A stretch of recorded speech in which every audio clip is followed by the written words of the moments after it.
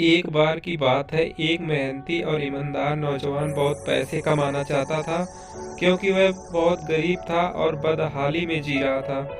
उसका सपना था कि वह मेहनत करके खूब पैसे कमाए और एक दिन अपने पैसे से एक कार खरीदे।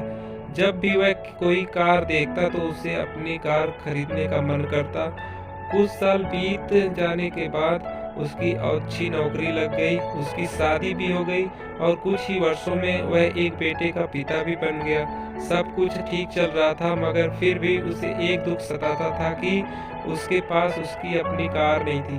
धीरे-धीरे उसने पैसे जोड़कर एक कार खरीद ली। कार खरीदने का उसका सपना पूरा हो चुका था और इससे वह बहुत खुश था। वह कार की बहुत अच्छी तरह देखभाल करता था और उसमें शान में घूमता था। एक दिन रविवार को वह कार को रगड़-रगड़ कर धो रहा था, यहाँ तक कि गाड़ी के टायरों को भी चमका रहा था। उसका 5 वर्षीय बेटा उसके साथ था। बेटा भी पिता के आगे पीछे घूम-घूम कर कार को साफ होते देख रहा था। कार धोते-धोते अचानक उसका आदमी ने देखा कि उसका बेटा कार के बोनट पर किसी चीज से खुरच-खुरच कर कुछ लिख रहा है।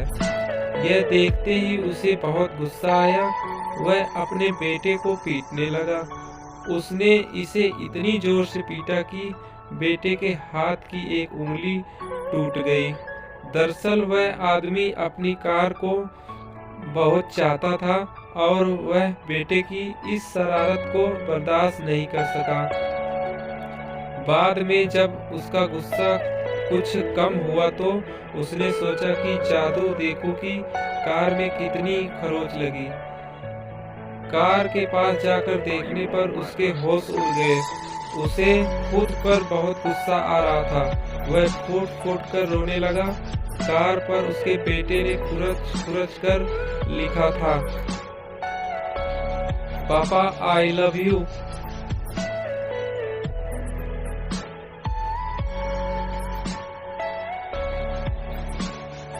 यह कहानी हमें यह सिखाती है कि किसी के बारे में कोई गलत राय रखने से पहले या गलत फैसला लेने से पहले हमें जरूर ये सोचना